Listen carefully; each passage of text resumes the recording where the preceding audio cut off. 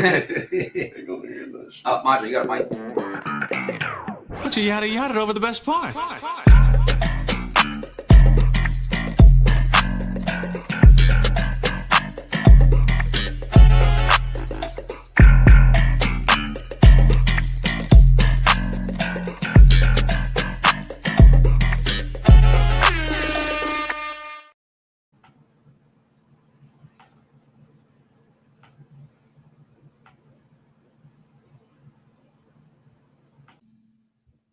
Test. Okay. Now.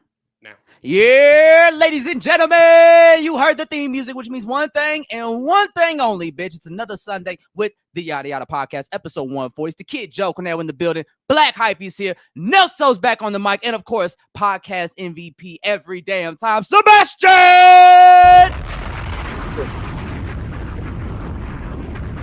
Oh, what? So I just don't hear it through the monitor. Need to feel those bomb drops, those applause. You know what I mean? Yeah. Need to hear that shit. But hey, fellas, how we doing, man? How we feeling? It's a Sunday in Kansas City. The Chiefs just played. Didn't get a dub, unfortunately. Chiefs are losing right now, actively. Yeah. Hey, I'm feeling good. I'm healthy today. You know, we're alive. I got to see my family today. Hell So, yeah. Happy. You know, I'm good Sunday in Happy to be Kansas City. You know, beautiful weekend. Very relaxed, very calm. You know what I'm Mhm. saying? Nothing too crazy, but the town was turned up. Because a lot of big shit happened, man. A lot of town business we got to talk about. So first things first, man, let's talk about the man of the hour, the man that's running it up in the city, doing top 5 shit. The hottest artist in the game right now, Kansas City at least, No Limit TC. Friend of the podcast now. Yep. For those who don't know, No Limit TC has been going viral for like, what, 2 weeks now? Yeah, it seems like that. Yeah, because we talked about about it a little bit last week. But this week was kind of like everything was building up to this moment because he put out the video for the song of his going viral, Parental Advisory. Yes. Which Andre, you said was the best song on the project. I did. Last week I did. Or not, it's been 3 weeks. It's been like now. 3 weeks now? Because I think TC was on here like 3-4 weeks ago when he Yes. called in. Because we had the TC episode, then we took a break, Yes. and then we had the We talked about last week about him going viral. Yep. We was on his page a little bit. Yep. Yeah. And so this week he finally put out the music video for Parental Advisory. Andre, do you have that pulled up for us? yes, I do. Let me get it from the private chat. Damn, this is my first time seeing it. This your first time watching it? Yeah, it's my first time watching Hell motherfucking yeah. So this is the video. I think he put it out yesterday. Yeah, he did. He put it out yesterday. Put it out yesterday. The Instagram post was collab posted with YNW Melly. It's like I thought that nigga was in prison. No, How the he hell is. Did He is. Who's running his account? Somebody in his management. Somebody in management's running that account. Hey, whoever set that play up, W to you, Yeah. on both sides. It's rare case you get looks like that. Am I playing it? Why is it not? It's playing on the screen. It is playing on the screen. it. There's no It has a sound on stage. the Just- YouTube. Why is it not? No playing? sound. Do you hear us, Sebastian? Do you hear us? Yeah, I can hear you. All right, bet. We just can't hear the video. MVP Sebastian stepping in. We have a new tech here. So. what's Sebastian going does it all. What won't he do? Oh, there it is. This. Yeah. Speakers. We here with it. Sick. Let's see what we got. Aha, we're live. There it is. Getting our first live reaction. It's my second time watching the video. Black Hype's first. Parental Advisory. No Limit TC. Tell business. Drop a bomb, Andre. I got you. Hold on. So many things going on right now.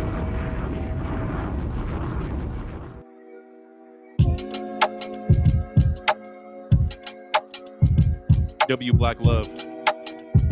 W Fatherhood. She said, baby, why you mad? It's okay, it's just part of being a dad. She said, baby, why you annoyed? It's okay, I'm just trying to feed my little boy. If it ain't a way, I'ma make one safely from my phone. I'm just trying to make it safely, finding who I am. It's all love. If it's a problem, call me up, no problem. If it's a problem, call me out, no problem.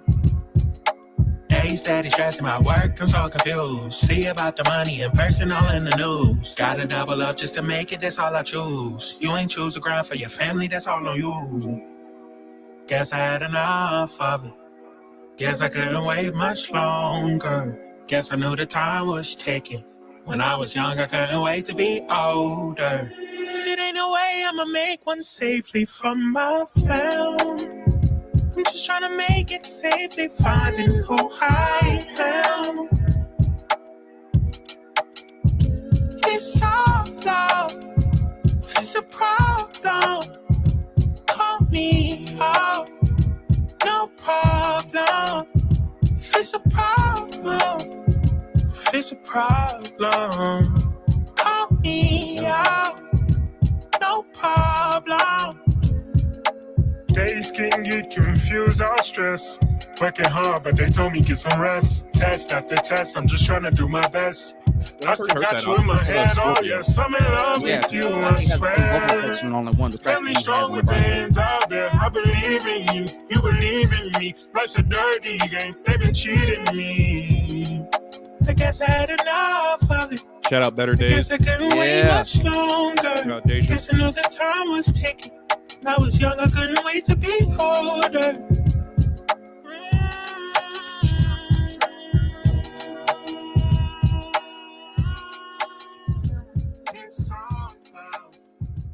Yeah, that's right there is Parental Advisory, the viral single from Kansas City artist No Limit TC, man. So that's your first time seeing it, man. What'd you think about it? It was beautiful.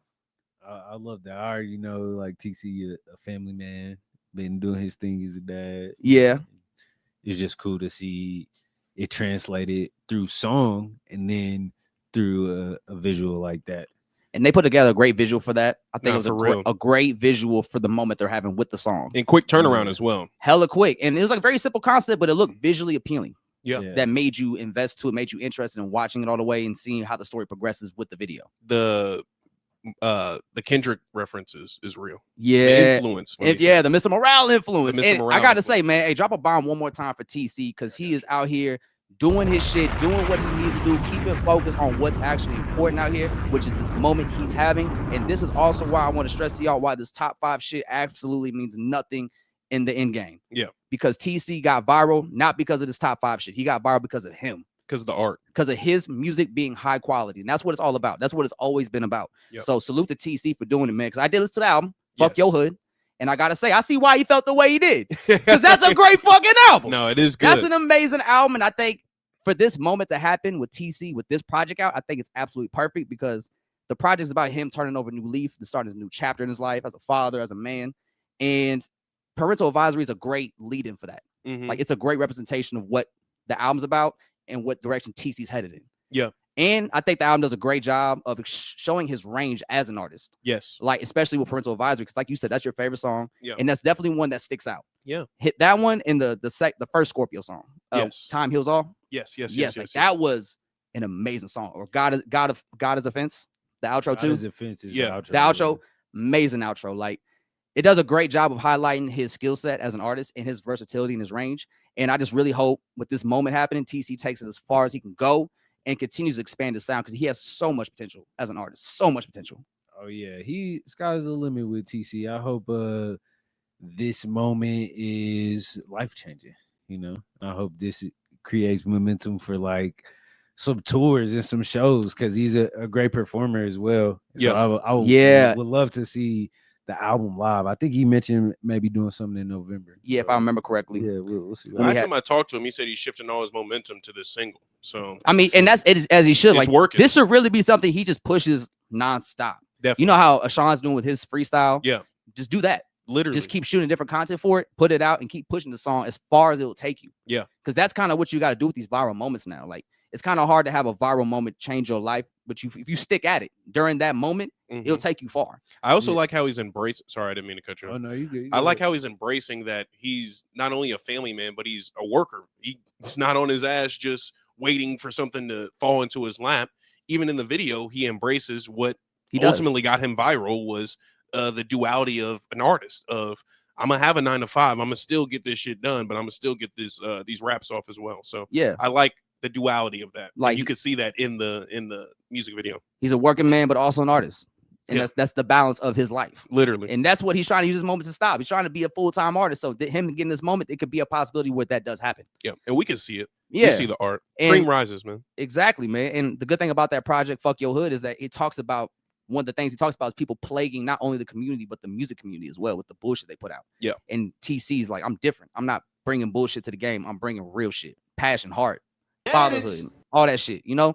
So TC's doing it really big, man. So salute to TC on this moment. I hope he keeps it going because the sky is the limit with his talent and his potential. If he takes it as far as it goes, bro, who knows where he'll end up at. No, Definitely, I think the video is great timing too. Like, I feel like the music video is a lost art. And Yes. I think we got big artists like Drake doing these weird ass like Cryptic. like content pieces, like long form content or whatever.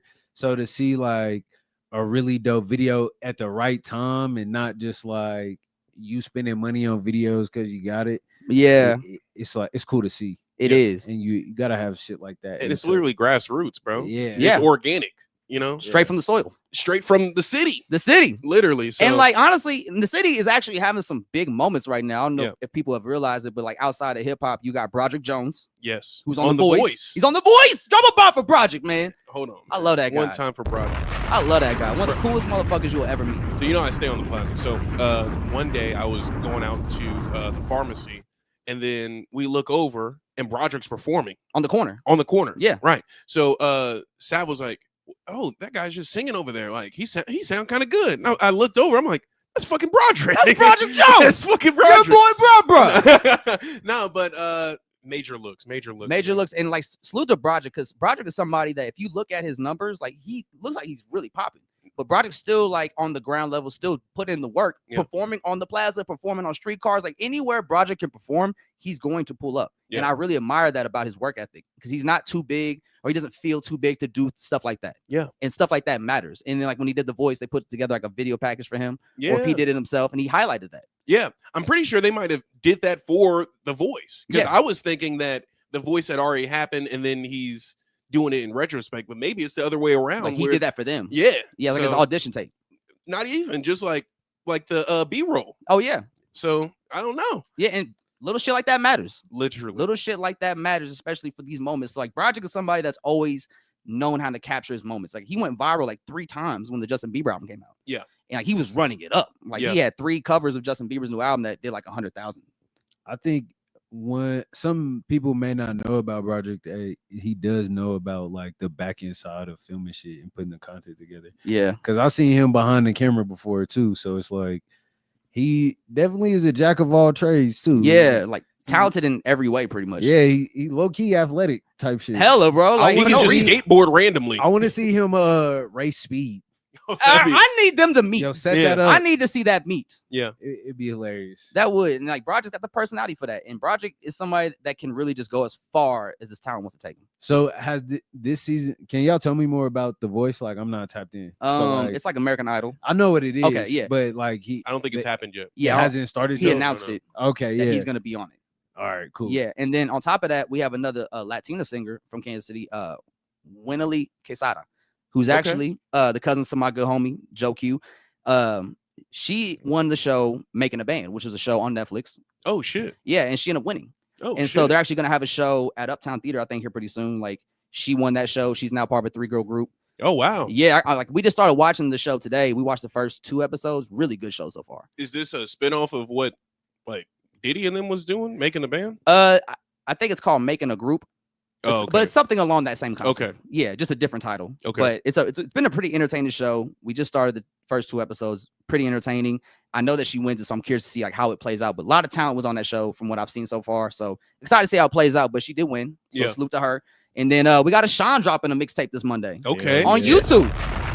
On top of that, I think Todd Faison, who also dropped the 7 Rings freestyle earlier this week, is going to drop his first single this week as well. Perfect. So the town running it up right now. No, we're doing it big. The town is popping right now. Salute to everybody doing their thing. Salute to TC for having this great moment, man. Todd Faison about to turn it up. Yeah. Sean about to turn it up. Broderick. Broderick's turning it up, man. Man. Come on. It's a good time in the city, man. Who said we not up right now? Man, Who said we not up? I will say this before we move past the Broderick shit.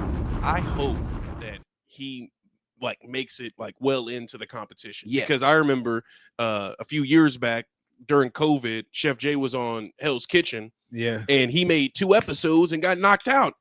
Nigga, I didn't even finish the season. I was so disappointed. I'm like, damn. Like, and then he let Gordon Ramsay ask him. He said, you from Kansas, right? He said, yeah. Like, bro, He didn't correct that? No, we didn't even correct him. Like, come on, Chef Jay. Luckily for Broderick, he is from Kansas. Yeah, So yeah. motherfuckers, are you from Kansas, right? Yeah. He can actually, yes, I am. You from Wyandotte, right?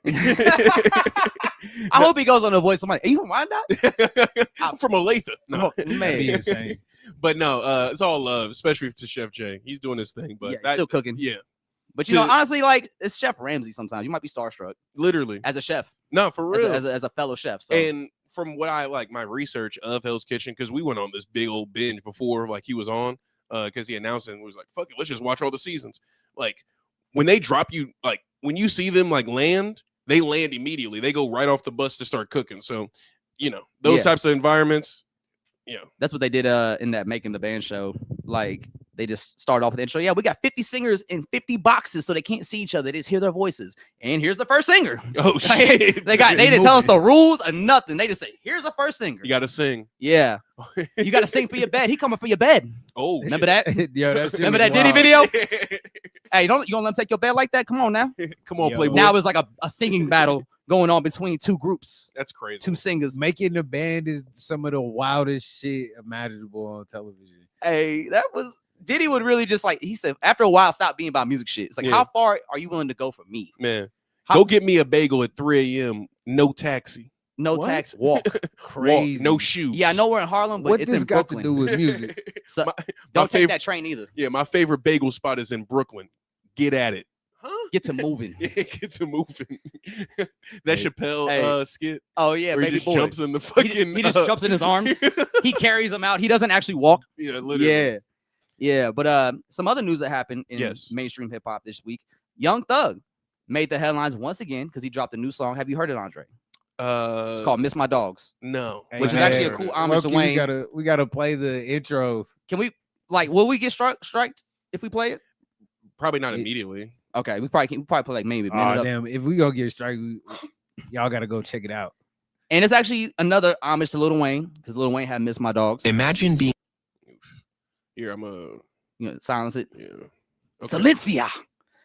But was that Glorilla shit? Was that AI? No, that was real. Okay. I think that was a real song that Did you she hear made. about that, Alex? I heard a little bit about the. She made a Looking She Boy diss dissed track. it, Yeah. Yeah. Oh, what did she say? Skinny gay Vegeta or some shit? Or Jamaican Vegeta?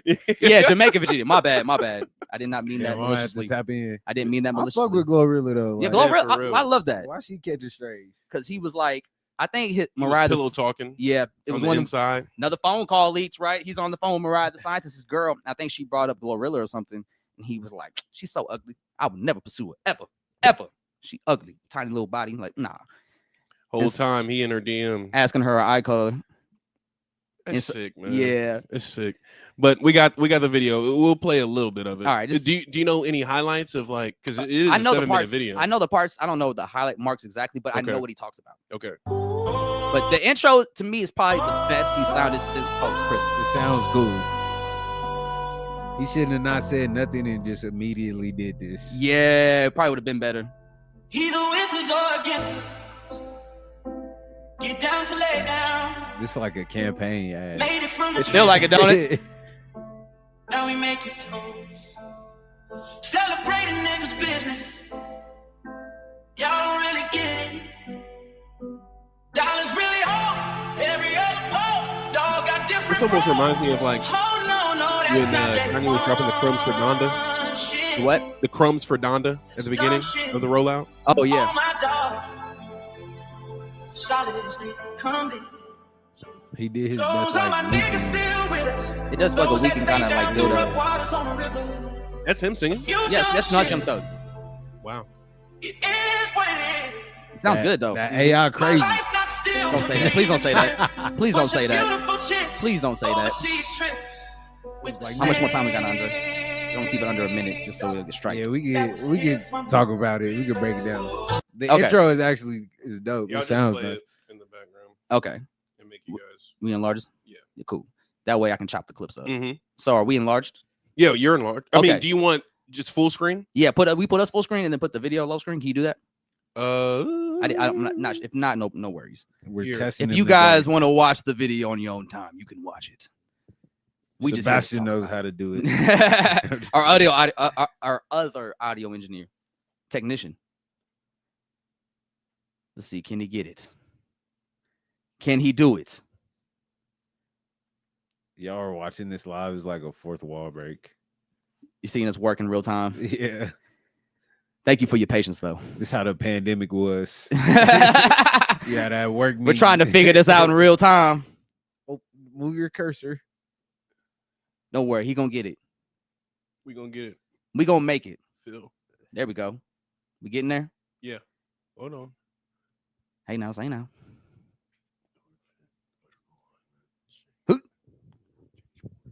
See, we should have. I didn't know that we needed to do this. No, we don't. I mean, if you can't do it, that's fine. You can just take the video out and you just put us regularly. Okay. No worries. Cancel. We'll figure this out Discard later. changes. Well, Look, yeah. here we go. Just go. Bada boom. All right, so we've heard the whole song. Yes. Now I do think I will say this because I saw Wayno talk about this. Salute to Wayno. You know, I do it myself. Love that platform.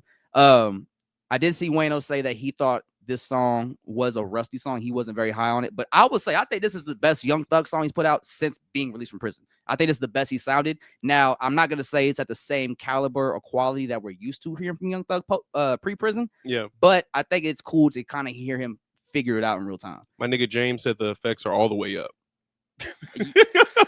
Yeah, as usually are, as usually is with artists like that.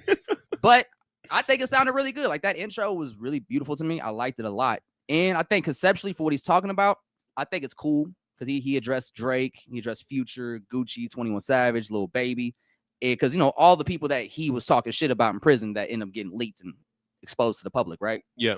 So I thought it was pretty cool, but there's also like some complaints I could kind of have with it because some of it sounds like it's very personal. Mhm. Bro, I feel kind of weird about it. It feels kind of late. Mm-hmm. It's given the circumstances of like everything that happened. I also I'm trying to empathize with that, like from a mental standpoint, because we talked about the 23-1. Yeah. And I get that. I kind of wish he would have just like sat still for a little bit and then put this out. Yeah. Because it's like you got to let everybody else just talk. And if you're not doing that work, like on your own time, the song is weird too. You know what I'm saying? Yeah, because it almost comes down to a question of is this genuine? Yeah. Is this a genuine song that you're actually apologizing for, or are you apologizing because you got exposed for saying all these things? And it's like you still gonna benefit off of this to like some degree. Yeah. Like I guess there's nothing wrong with that. Like get your money. Like you doing what you do. Yeah. But I just think especially post that interview, I don't think that interview Big Bang did with Young Thug was a great interview. But I think on Big Bank's end, I don't think Young Thug looked the best in that interview. Now, we gave him grace because of the 23-1 situation. But there's other parts in that interview where he doesn't look the best. I don't think so. I think like the memes that have come from it. Whoop-de-doo. Yeah, the whoop-de-doo. We go to jail for life. Whoop-de-doo. I don't think that's bad. Let the record show. If anybody around you ever says if we go to jail for life, then whoop-de-doo, get them away from you. Get them the fuck away from you. That is somebody that does not care about their life or yours, and you don't need that energy around you. So if anyone ever says that, get the fuck away from them. Do you think it would have looked cloudy if he came out with a whoop-de-doo song? Because I saw people kind of like make it flipping it and like you can't go to fun route either. I don't know what you do. You can't go fun. I guess you could. It depends on how people react to the song. It's weird though. Like you just got caught talking shit about everybody. Yeah. Like all the homies. Like, what you gonna go have fun after that? Or you gonna try and mend these relationships? Like, I think this song is trying to mend it, in a sense, but like part of it is like you got to do that work in real life. And I don't know about that nigga real life, but I guess I just question it. It's hard for me to believe it given all the information that and seeing how he his mentality in that interview and how he saw things. There's a lot of like, I did this for you. I did it's that. very telling. It's very I. It's very very I did this for you. Why are you doing this to me? It's like you owe me this kind of mentality, as opposed to like I did this because you're my family. Yeah. And so like him moving like that is like, oh, you're entitled. You have a lot of ego with your relationship. So it's very all your relationships are very transactional. Yeah, it's not about like the relationship itself. Yeah, but that's like speculation. We don't know this man or what he's doing to. From the interview, it seemed like he counting a lot of favors. Yes, it seems like he counting a lot of favors. So, I guess his back was to the wall at one point, and like everybody helped. That I guess that's where that mentality comes from. It's like it was cool before prison, but then once we got to prison, shit got real. Yeah, backs were against the wall for real. Everyone folded that he thought he was cool with. Yeah. And I guess that, and if you're in 23-1 and you're just thinking about people turning their back on you and they're doing it in a public manner because your trial is a very public one at that, you're hearing about all this shit, but you're not being able to talk to anybody about it. There's no telling how we would react in a situation like that, man. I feel like I'd be talking shit on here. I know I'd been talking shit on the phone. If I had nothing but time to talk in prison, bro. No hope for what it seemed like. Yeah, no hope. He really thought it was over. So just to shoot him a little bail, like I don't know how I would react in that situation. But one thing he did, it's hard to say. Yeah, it is, and like we mentioned last week, anybody that does 23-1 for 2 to 3 years is not going to be a normal person when they get out. Yeah, there's no way you walk out of that normal. Yeah, which is totally understandable why he feels the way he does. But one thing that he did talk about in the Big Bank interview that I think was important to highlight. We might have played the clip last week, but it was talking about how hurt he was by him not having all his people around him anymore. Because they all ratted or they did something wrong in his eyes, like Gunna and all that. Like I think he said in that interview he does forgive Gunna. Like he's like, I was mad when I was in prison, but now that I'm out, like I can't be mad at you because I have too much love for you. Does he mention it in the song? No, he don't talk shit about Gunna. He said rats are winning. You can't let them divide us, or something along the lines of that when talking about Lil Baby. And it's like, I think if anyone divided anybody, it was you, Thug. Like you was the one orchestrating the divide. Yeah, you was the one pillow talking or talking all this shit on this recorded phone calls in prison, end up getting leaked, and now everybody hates each other. Yeah, like everybody's being honest about how they feel now in Atlanta because of you, and you're kind of the cause of it all because everybody chose you for their loyalty in the situation, and then everybody jumped out the window a little too early, and then like everybody looked bad in hindsight now. Yeah. And now even Thug looks bad because like everybody that was loyal to Thug in the situation ended up getting shit on in the end by Thug. Yeah. So now this is why we have a miss my dog kind of record. It's a lose. I do feel like there's no winner here for sure. Literally, the only winner is Gunna. Exactly. I mean, I don't know how Gunna won career wise. I don't know what his personal life is like, how happy he is on a personal level, but he's taking care of himself. He just started a run club. He did like a workout video for the VMAs or something. Healthy. He signed with Under Armour. You see what I mean? Like, yeah, he gonna be all right. Yeah, like Gunna. But I do want to ask the question, like, where do you think this is? What does this mean for Young Thug's career? Like, what do y'all think? I think right now this is like a moment where Thug has to really try to right this ship, because I think if he's not able to turn it around from this moment, it could be a rough mountain for him to climb to get back to the top. Because now you don't have none of your circle around you anymore. So you got to figure it out on your own. And if nobody's around you to support you, then it's going to be hard getting that extra push. Because, if you have a little baby next to you or you have a future next to you, like shit moves a lot faster. But if it's just you doing it by yourself, it's more of a challenge, especially if you don't have the collective that made you creatively hot. Can you see him like building somebody else up? Because he had that moment where he's in the interview saying, "Nigga, I made you." Well, God made you, but I helped. Yeah. So can you see ego? Can you see him having like a Baby Keem-esque person to like understudy? I think he's kind of on his own right now a little bit.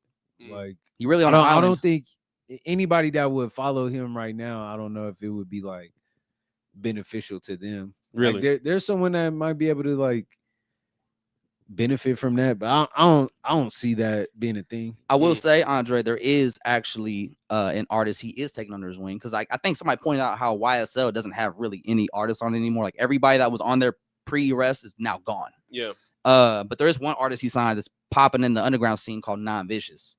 Non-Vicious, but he's pretty much essentially like a Young Thug clone. He doesn't really have a lot of originality, and he has a lot of weird allegations against him. Yeesh. Typical underground shit. But like that's why I don't really support it, and the music is not good to me. Okay.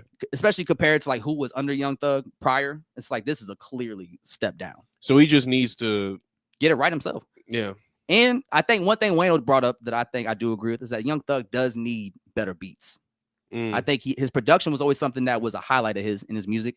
I always thought he had a great ear for production, but obviously that time away, or I don't know, because he said he also had a hard time making new music post prison because he doesn't have his crew around him. Yeah. And so if you don't have like your friends around you that gave you that creative energy, that spark that made you excited to make music, I can see why you kind of feel like you're in a weird pocket.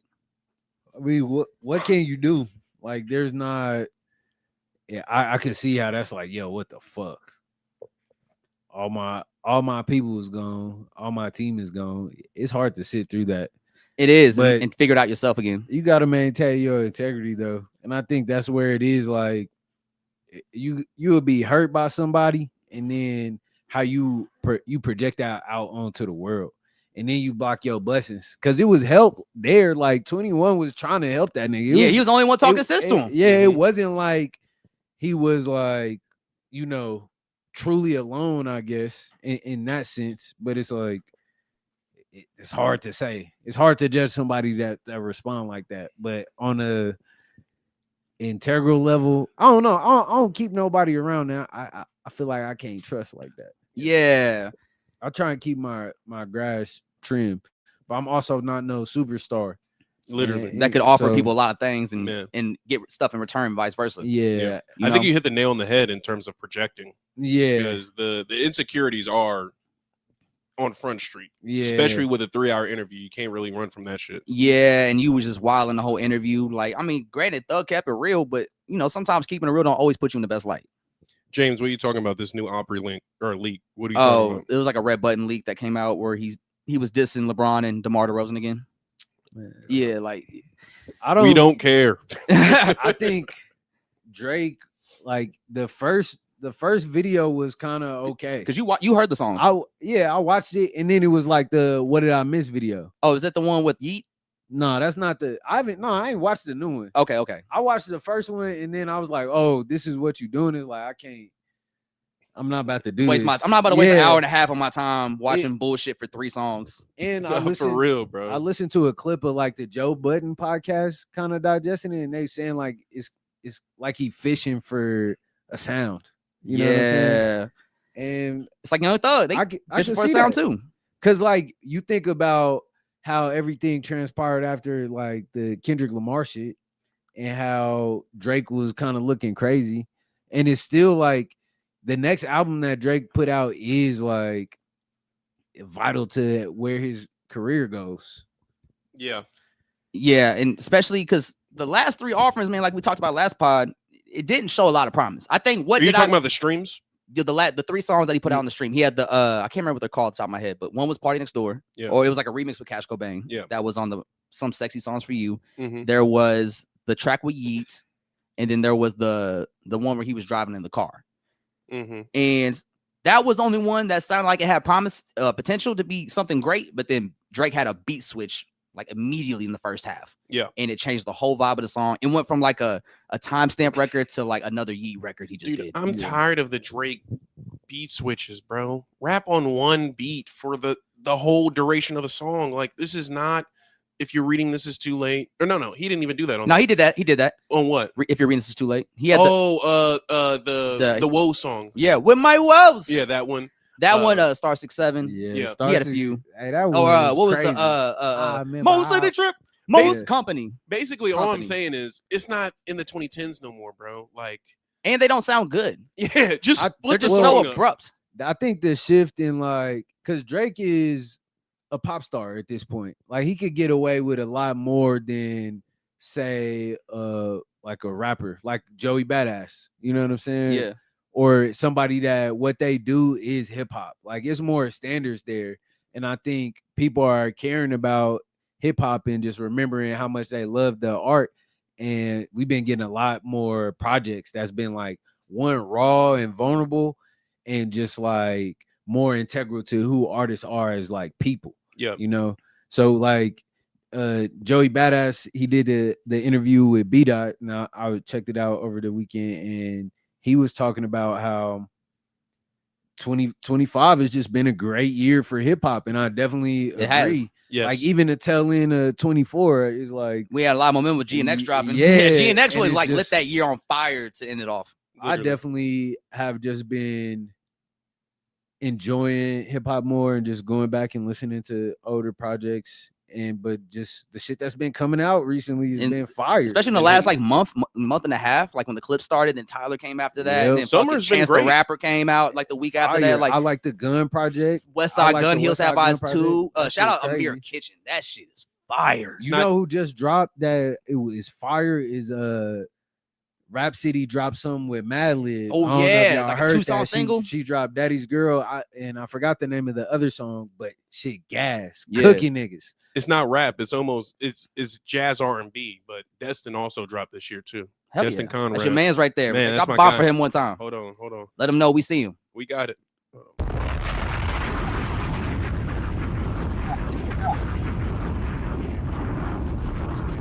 Where's it at? Damn, dude. Where's What's up, Nelso? there we go. We're working with new computers here. So Yeah. the Sebastian got a work computer. computer. We got a work computer here. No, but I want to revisit to some of the comments. James said that Drake doesn't have a visual bone in his body. Just speaking towards that, I don't think that's necessarily the case.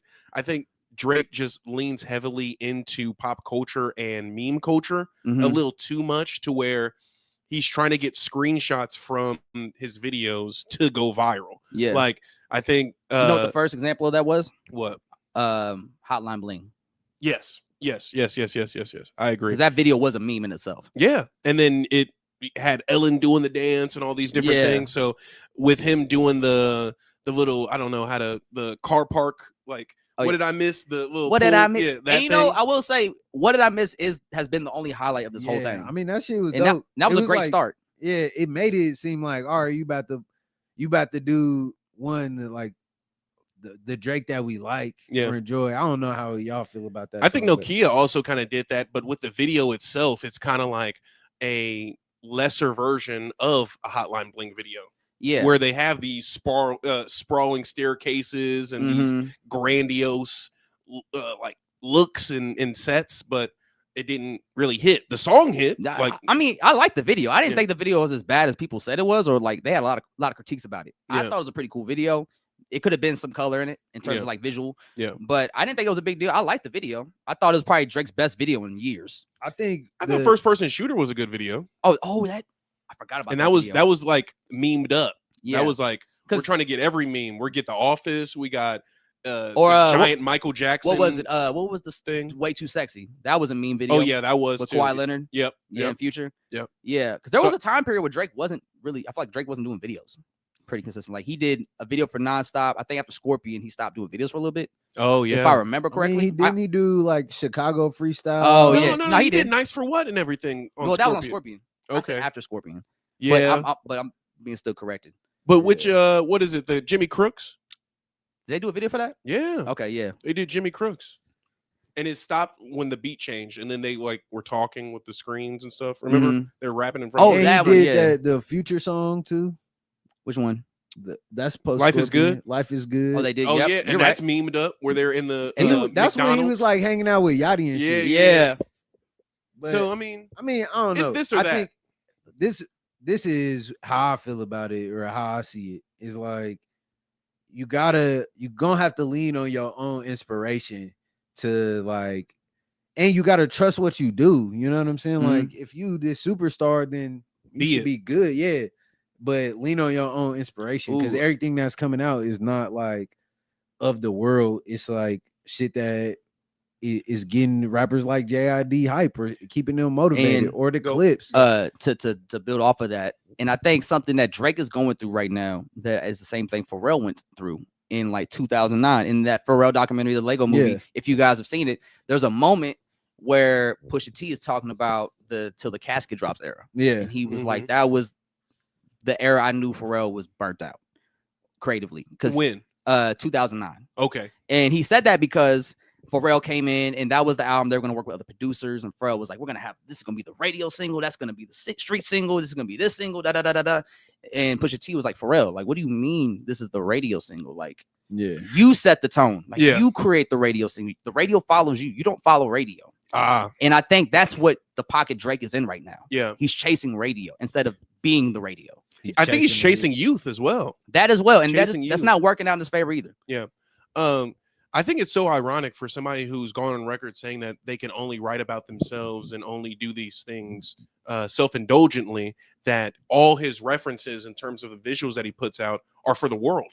They're all pop culture and like mainstream, trying to attention grab ass references. Yeah. So it's like, what sparks you? Like, what is, like what Alex is saying, like building on that, like what comes from the superstar? We want to see that instead of you set like, the standard. Yeah, you set the standard. And so, he's a big enough pop star to where he can set the standard and Yeah. people will follow suit. But I think Drake is so concerned about being tapped in with the youth that he's sacrificing his own creativity to adapt to theirs and what they do. So like I think the beat switches and stuff, like that's kind of like a young man's game at this point. Yeah. And he's trying to tap in with that by doing that in his music, but it doesn't translate as well because he doesn't do it correctly. Yeah. I don't think he can see himself putting out a 1 minute song. So he might as well just in his head maybe put 2 1 minute songs together. Yeah. And just put that out as the single or whatever we're seeing now. But yeah, it's not working, bro. Like I think what did I miss probably had the best beat switch out of the songs he's put out so far. Yes, I agree with that. That One sounded very smooth and it sounds good. Yeah. Like every time I hear that switch, I get hyped. And I also think that I didn't mean to cut you off. No, you good. I also think that I don't like the song. Well, I liked it when it first came out, but that the 4 Bats, I think what did I do to deserve you? Didn't he just drop? He just put out the full project. Yeah. Oh, he did? 4 Bats. I'm gonna check that out. I ain't heard. He got married. Science. Yeah, I saw that. Oh, he got married to Anicia? Yeah. Crazy. Yeah. Well, Drop a bomb for that, man. Black love. Shout out to that. Shout out Black Love. And in music too. Hopefully that lasts. What you were saying? But I think that beat switch worked. Mm. That beat switch worked. So it's hit or miss in terms of like what I'm looking for a Drake record and the beat switch. But I don't know. Yeah. You gotta do something. You guys, let me ask you this: do you guys think 40 not being as hands-on with Drake's production in the last few projects has played a factor in his sound not being what we're used to, or like being as great as it used to be? I mean, or has his absence not impacted Drake's music like that? I feel like that probably has a huge impact on his music. Mm-hmm. You know, I can only imagine if you work with somebody for so long and like on some of your best works. Yeah, like some of your best songs, your trademark sound. Yeah, it is gonna hurt. And like producers help guide a lot of the direction for a rapper. You know, they help put them in that world. And a good producer is gonna push you and challenge you and hold you accountable for like what you are capable of as an artist. Not like, for real. If they not doing that, they not really looking out for you. And just quick side tidbit, because G Watts told me a really cool tidbit at his listening party that he had a couple weeks ago. And I was talking to him about the project because I know he was in LA. What project are we talking about? This new one he's been working on. It's not out yet. G Watts' project. Yeah, G Watts' new project that's coming out soon. Yeah. I knew that he was in LA working with Stax and this engineer Juice of All Trades, who, if you guys remember, is the same engineer that did Blue Lips. Oh, okay. Yeah, so you know that's how I got familiar with him. I think Juby did some work with him as well. So G was out there working with him, and I asked him, I was like, yo, how was it working with Juice on the music? And he goes, man, honestly, it was like one of the best experiences I've had as an artist. Because when I was in there, we did a take for a song, and I was just telling him, like, hey man, let me go in and do like one more take, man. Just let me get in there and give you one more good try. Yeah. And after a certain point, Juice was like, hey man, like the take you did is fine. Mm-hmm. Like now you kind of like getting in my way because you in your own way. Yeah. So like you did good, bro. Like you knocked that shit out. Like let me do my part now. And he was like, I never had an engineer talk to me like that, and it was like one of the best things that ever happened to me as an artist. That's kind of fire. Yeah, that's kind of fire. And like he was saying, like it's engineers, producers are almost like coaches. Yeah, like everybody's in this together to make the best product possible. So it's important for you to trust everybody that's involved. I think it's almost like some race car Formula 1 type shit where they're tuning up and just like boost you up to get to the next lap. You get some fresh wheels. Literally. Yeah. So I think with Drake, I think 40's presence lacking is definitely been a huge hit on his sound specifically, especially since I think the last album he worked on like closely was Scorpion. Okay. And I was gonna say Scorpion. And it's funny though, they never talked about it publicly, but when Pusha T went on the Joe Budden podcast, it was him. He said it was 40 pillow talking. Yeah. And they never addressed that shit publicly. Yeah. Like Drake never talked about it, 40 never talked about it. But I think behind the scenes, it did really affect their friendship. I did. Yeah. You don't see 40 around Drake. It kind of is like similar to the Thug position. Like, you know, because that's a hurt that could lead you to be like, damn, not you. That's like what Lancelot did to Arthur, ain't it? Who? Lancelot. You don't know that lure From what? from fucking King Arthur in the. Oh, I haven't seen that movie. God damn it. Yeah. All right, guys. Reference right over our head. Yeah. All right. Anyway, but actually, yeah, one thing Thug did mention in that "Miss My Dogs" track is that he tried to help Drake and Metro Boomin get over their issue. And I don't know where Thug and Metro Boomin stand, but I think if they're not on the best of terms, and I don't know that though, but I think if they're not on the best of terms, I think that does hurt Thug's creativity a lot because him and Metro Boomin made some of their best music together. Yeah. And so it's like the 40 situation, like you don't have your partner that you've done this from the ground up with. Like y'all did the language together. Yeah. You know what I'm saying? Like y'all was making history in Atlanta at a time where like y'all was on the come up. And so for you not to have that your right-hand man by your side no more because y'all having issues, I can see how it affects him creatively. I think going back to what you said at the beginning of this, Joe, is like something that I want to like highlight is that nobody wins in this. Like this kind of blew up the whole Atlanta spot in terms of like everybody beefing with each other. Yeah. Really, the only two people that come out unscathed, like purely on music level, respect level, and everything, is Baby and 21. Yeah. I think. Yeah. So it's just unfortunate on all accounts. Especially after Metro Boomin created this great moment for Atlanta with his Futuristic Summer album. Like Atlanta was excited. Atlanta was rejuvenated in every way because he reached back to the old eras. Yeah. Got older artists on the moment. And everybody went up. Like Travis Porter was having a moment. Waka Flocka was having a moment. Young Dro was having a moment. Like Atlanta looked like it was about to be in a great position. And unified from all eras. Yeah. And then Young Thug comes out and just fucks it all up. I think the state of Georgia fucked it all up recording his shit. Yeah.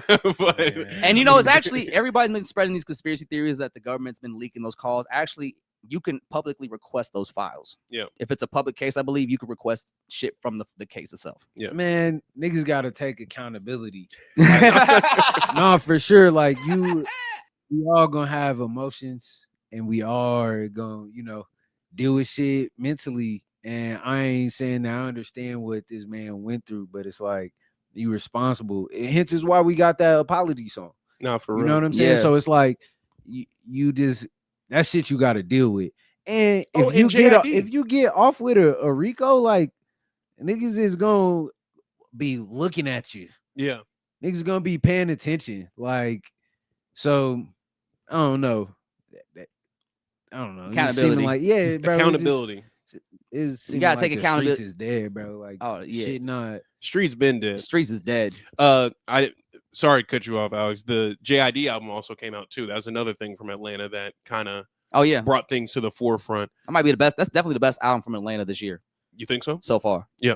Yeah. I mean, because Atlanta's been pretty quiet outside of Futuristic Summer. I feel like. I mean, has Future dropped the album this year? Mm-mm. Yeah. It's I mean, he dropped 2 last year. You don't really. Yeah, need Future to ran it up last year. Yeah, you don't need to do a lot of this things. whole reason we still talking about Drake. Yeah.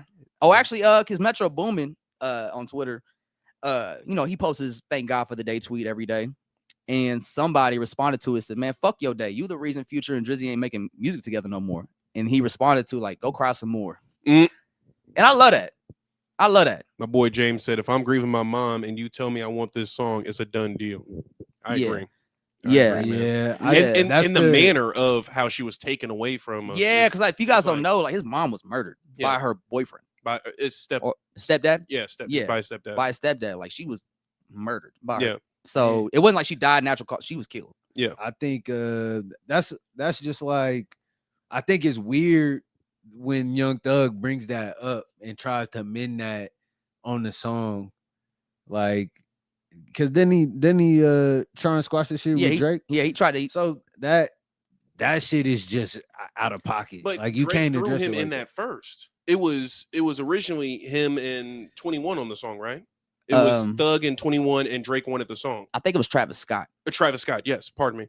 But he was thrown into that, and Drake was looking to Thug to say, "Hey, fix this for me."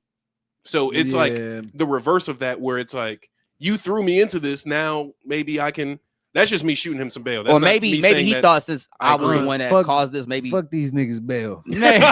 Nah, for real though, because it's like people would be forgetting to be human, and For I real. think y'all heads get too big and y'all just move outside of yourselves, man. and then people really be dealing with some shit, and now it's like you can never mend that relationship. That bridge is burnt. Yeah. You know what I'm saying? And that's like why you can't be out here acting weird. That's why you gotta do inventory of yourself. For real. And think what you asking of other people. Like fuck wrong with y'all niggas. And the timing of it too. The Yeah, timing was like, terrible. And the thing is, Drake and Metro Boomin probably could mend this relationship, just not when Drake wants to. Mhm. So like maybe 10 years from now, when Metro Boomin is no longer like the hottest producer in the game and Drake's no longer the biggest artist, maybe Metro will be open to like amending that bridge. But since now the way Drake moves, or it seems like he moves, Mhm. like since there's nothing for him to actually get from Metro Boomin anymore, he might not even care to do it. Yeah. Because knowing how petty Drake is. Staying in Atlanta though, I saw this over the weekend. Did you guys see Rich Homie Quan's lyrics coming back and like going viral about him being a rat? Oh, Young Thug? No. Rich Homie Quan. what Oh. he say? On Flex Ooh Ooh Ooh, he says they try to trap me with a case, but I had to skate it. I was in there singing like ooh. Oh, shit. He said, "Boy, I know my role and I play it. I do. If you heard that I'm talking, then I'm singing. I did." Oh, shit. That was on a banger too. I never knew this. I never knew that. I was like today years old when I realized this nigga's made a hit about snitching. Hey, that is kind of insane, actually. That is like I was just waiting for the ooh. literally, bro. Anytime that song came on, that's what I was waiting for. They It tried seemed to like trap me with a case. I had to skate it. Started singing like ooh. everybody Snitching fuck with never Rich sounds Homie so Quan, good. though. Hey man, Nah, for real. yeah, R.I.P. R.I.P. Rich Homie Quan though. His anniversary just passed this past week too. I noticed that. Yeah, Yeah. I was like, damn, bro, it's already been a year.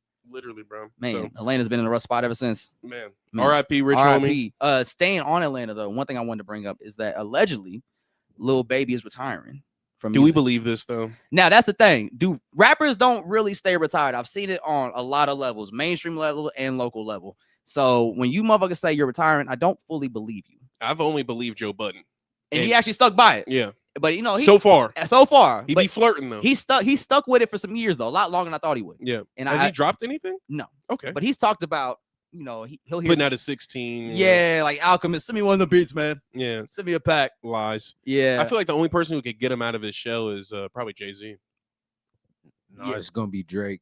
You think? Man, No, just kidding. That would Yo, be such It'd a be- I- we, I get just- we get a Drake diss track. I from love, Joe Budden. everything about Drake That'd be makes sense hilarious. when you realize like Joe Budden was like one of his idolized rappers. Yeah. Like it all makes sense. And the fact that they have their moments where they're not seeing eye to eye is like also hilarious Long to the live your- relationship. What's the code? Long song? live your idols, may they never become your rivals. Man. And your idol's Look- Joe Budden. Look what happened. Sean's next.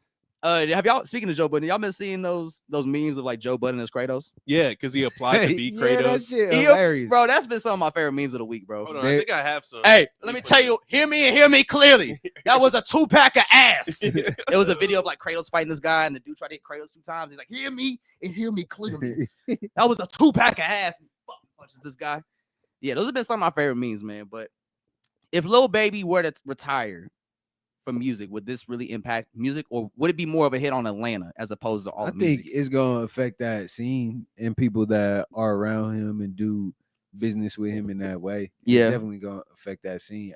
But as far as the bigger the bigger grand picture, scheme yeah. of shit, like that shit not stopping. 20 niggas putting out albums this year. Niggas putting shit out. Yeah, they Like, run it up. Niggas been dropping. Yeah, they've been cooking. So it's like that's not gonna stop anytime soon, and I like it. I don't want that shit to stop. Nah, keep it we going. need music right now. Like it's too much shit happening. Oh yeah, speaking of more music, man, you said there was something about Joey Badass. You said in that interview with B-Dot you wanted to touch on real quick. Well, it was just him kind of acknowledging where he was at with the music and just like being in a kind of in a transitional phase of his life Mhm. and just how he kind of grew up too fast. So like I guess just to give it more context is like last time we discussed the Joey Badass album, I felt like Joey Badass and this project that he just put out was just more of a him kind of finding his wings type shit. Like, you know, just putting some shit out to be putting some shit out. Yeah. Not that he's not working hard in the studio. I think Joey Badass is like dealt with a lot in his rap career, and he's up. Like, he's been doing so much in life, and I think he's just finding his inspiration again. And he's got the talent and the skill, and just based on what I was hearing in the interview, I'm excited to hear more music from Joey Badass. Because I think he said the album's dropping next month or like sometime relatively soon before the year ends. So, Alex, did you like the project? I know Joe. I think it was just okay. Like, there are some songs that I like on it. I like that he is trying new sounds. What's the one that's like a Neptune Super beat? Leak? Yeah, I like shit like that. Yeah, but I don't think it's his best work. I think he can do more polished and like refined art. Yeah. And I want to hear him just touch on other things in his life. I know there was kind of rumors of it being more like on an R&B type of deal. I don't want to hear Joey sing, I'm gonna be honest. I don't need that. I definitely think he could make great raps about love and about loving his kids and being a dad, loving his girl. So, like, yeah, I didn't even know he had kids. He's got 2 kids now. Yeah. Oh wow. Well, he had a kid like during the pandemic, I think, and then he just had another kid with his girl that he he's just like had a son. Yeah. Okay. Wow. That he's actually like, been Congratulations. dating for a while. Soraya, I think is her name. She's actually, I think she's a singer too. So W Black Love. Man. She was in BMF. Oh, she wasn't BMF. Yeah. Yeah. So I think, all right, so let me ask y'all this about Joey Badass. How much longer are you guys gonna? And when I say you guys, I'm also including me in this as well. I saw what you guys think. I'm just talking to y'all. But how much longer are you guys going to like wait on Joey to actually deliver an album that matches his talent level? I wouldn't say I'm like necessarily waiting for that. Like, I don't feel like I'm waiting for anybody to drop at this point, or to get better. I will say it's too much good music dropping for me to wait for a nigga.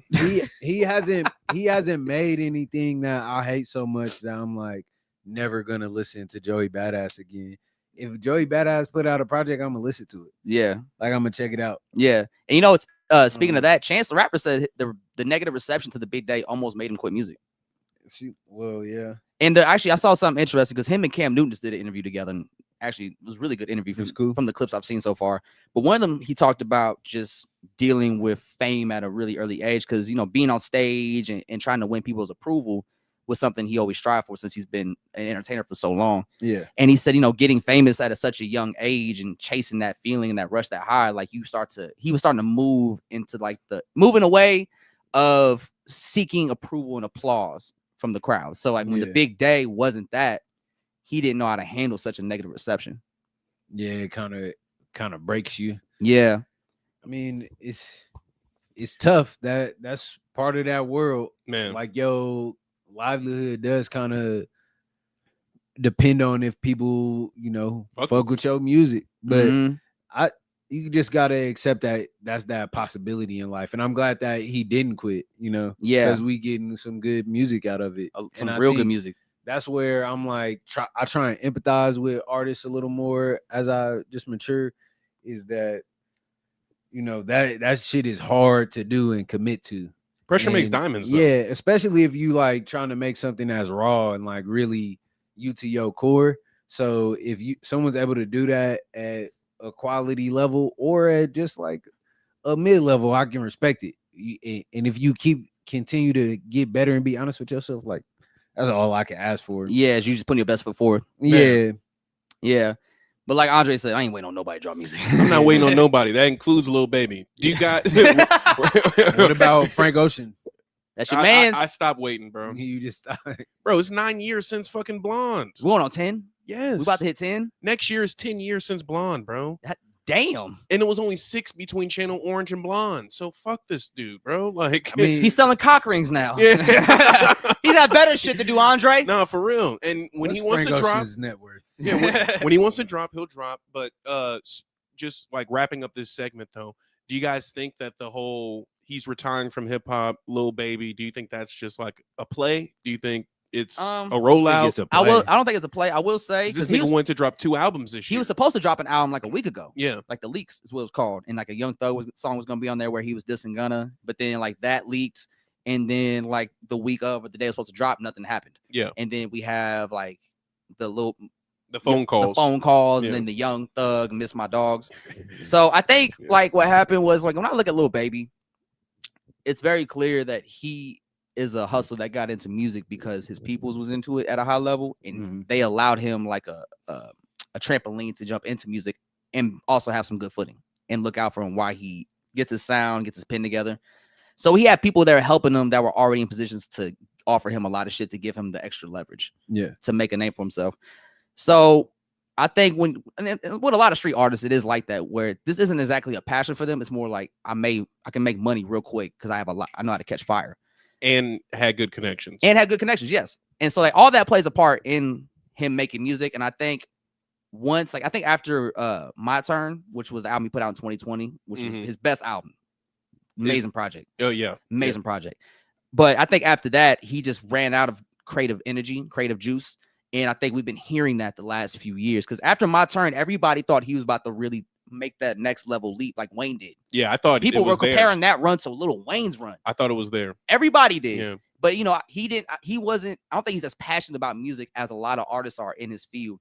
So when he runs out of creative juice, he doesn't know where to look for that creative energy because he's not very passionate about music. It just turns out it wasn't bigger than Black and White. That's crazy. No. All right. You should have hit come on, though. Hold on. Oh my God. Yeah. Oh my God, bro. Oh, That's you. Fuck. That's what you just delivered right there. I mean, what's he dropped since that's bigger? I mean, that album was huge. Okay. I think that song definitely came after that album, though. No, but that was it- 2020. No, That was no. that. I know, but it was like I think a little bit after the album got released. Really? I Maybe. thought it was on the album. No, 'Cause he was- it might He have was at been the a bonus. Grammys doing on the bike, remember? Yeah, I think maybe it was on the album. It was definitely a Lucy though. Oh, was it a Lucy? Yeah, Okay. yeah, I believe remember you. it coming out as a single. yeah. Like I think the album was already out though. It wasn't on the album. So My Turn is that one right there. Yeah. Let's see. Damn. Maybe it's on the deluxe. Click on the deluxe real quick. We're gonna fact check this real quick. Hey man, sometimes I be talking on my ass. It's okay. Sometimes I be lying too. Nope, no bigger picture. Goddamn, it's 35 My mom songs on this. when it shit. came to Santa Claus, sometimes I'll be lying too. You know what I'm saying? But actually, somebody else is actually about to drop an album. They're about to drop their debut album, and the cool thing about this is that they actually announced the title on the podcast when I Oh, did an interview yes. with them 3 years ago. Jay Worthy, West Coast MC, Cali's finest, about to finally drop his debut studio album, Once Upon a Time, which he did drop in our interview about 2-3 years ago. He's put out a lot of projects since then, but now it feels like with everything that's been going on with him the last few years, creatively behind the scenes in LA, he's become a bigger figure. He's become more influential, like, and definitely been a lot more hands-on when it comes to like a lot of the artists coming out of Cali right now, kind of like Jason Martin, doing A&R work. So now he's doing his debut album, Once Upon a Time. It is going to be 2 discs, which I thought was interesting because that's always when somebody does a double disc, I'm always like a little skeptical about that. Yeah, especially in this digital world. Yeah, like it doesn't quite hit the same. Yeah. But it's also a big risk to run because that's a lot of music you're putting on this project. Yeah. So from a scale of 1 to 10, how excited are you for a Jay Worthy debut album? I would say I'm a 10. Yeah, that's right. I'm a 10? 10. Let I was just kidding. But no, I'm definitely hella excited. me see. Like you said, he been having a good run just doing what he do and being him. Like outside of his own projects, I feel like he been dropping since that interview. Like he's put out a lot of music. It's hard to believe that this is his debut, you know? Yeah, It because doesn't feel like a debut. It feels like it's another project. yeah. Yeah. Not just another project. I definitely feel that energy and that anticipation for it because you know he's a respectable Artist. yeah. Yeah. Got a People lot of fuck with respect, a lot of respect in the scene. So he put out the track listing. The first disc will feature intro from Freeway Ricky Ross, which he actually knows personally. Kamaya's gonna be on it. DJ Quick, Levin Cali, Wiz Khalifa, E40, and Vince Staples are gonna be on a remix together here. Shout out Vince, man. 03 Guido and Jim Jones are gonna be on here. Oh, dope. I Dress, Conway Jim Jones. Yeah, with 03 Guido. They said Jim Jones is the oldest YN. He's man said linebacker. Let's see who else is on here. Conway, Boldy James, Larry June, Ty Dolla $ign, and then the outro produced by Alchemist is gonna have a surprise feature.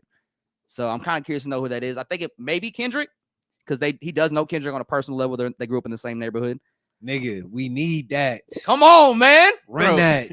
This nigga Jay Worthy might be the most interesting man in the world. Like, how the hell He did he born- grow up with Kendrick Lamar?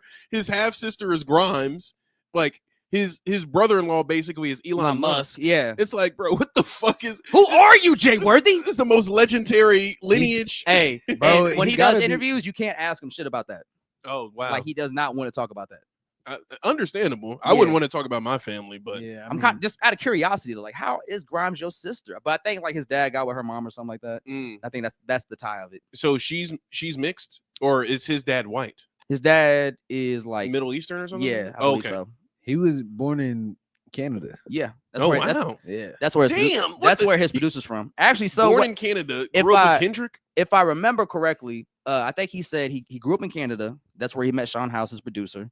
And then like he got caught up in some shit in Canada, so he had to leave and go to Cali. And he just Did he started have living dual out there. citizenship?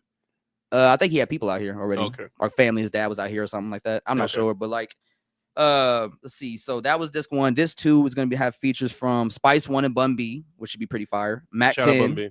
J305 and Be Legit. Okay. Oh, this the classic side. Yeah, Currency's on this one. Rock Marciano, Okay. West Side Boogie, and Picasso 150. Ice-T's gonna be on here. George Clinton and the Parliament Funkadelic. Oh shit. Yeah. This gonna be some bouncy ass West Coast shit. So this is the some cover art. hydraulic shit. That's the first one, and then this is the cover art for the second disc.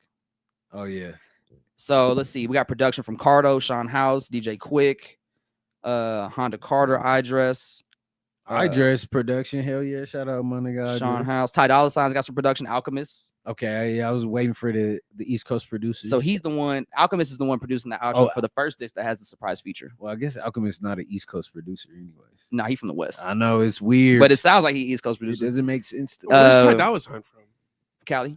Okay. We got Chasing Cash, Duke Beats, more Sean House, Dart, Honda Carter, Lemon Cali, Thundercat, Okay. and Terrence Martin. Yeah. So this So- is just West out, West Yeah. Coast out. Oh, for sure. And I expect nothing less from Jay Worthy and the sound. So like I fully trust his vision. Like he always does a great job of really putting together projects. Like you could tell that's something he takes a lot of pride in, especially when it comes to curating an environment, a soundscape for this album. So I trust his vision, man. I think he's gonna do it really right.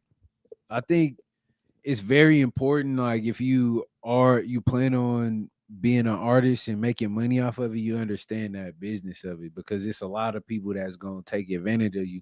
And you see artists like Jason Martin, Jay Worthy, or even Earl Sweatshirt, like that is so intentional about how they move around in the scene or what they curate, and who is like, you should meet this person. Yeah. Like Jason Martin grabbed Lefty, like, hey, sit let's still, make guide this you. project. Yeah, you let know us what I'm help saying? you. You got something to say, do this real quick. Or like I think they did that with Rimble for a little bit.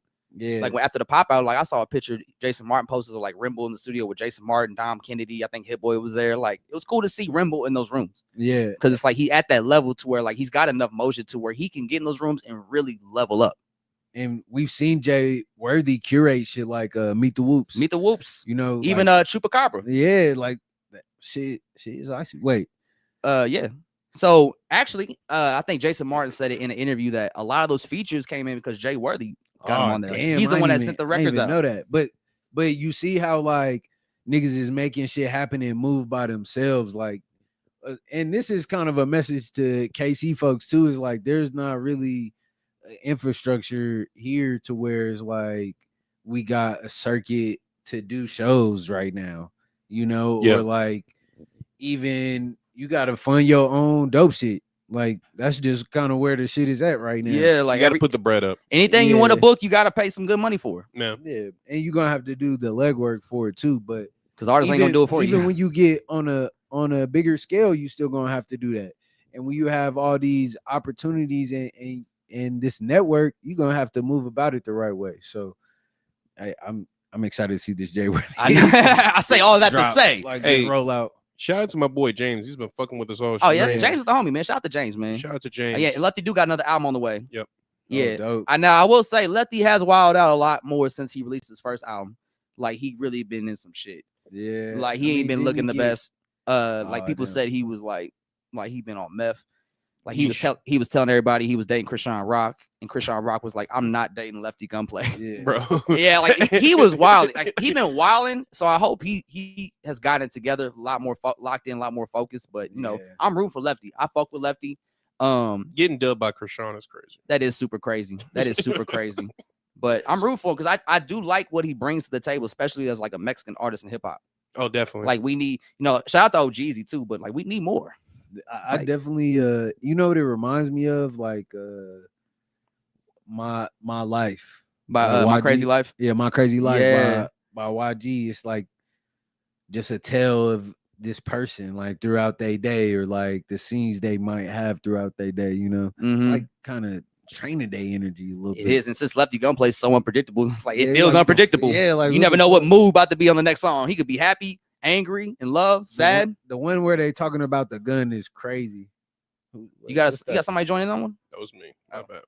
It's like, what you doing, I was Andre? like, My who bad. is this? The Who fuck's is going on over invading there, man? pod We right were just now? bigging you up, man. No, I'm trying to get the Thai freestyle in there. Oh, the Thai Face, yeah, Thai Face on, yeah. But where was we at? Oh, he has Lefty Gunplay.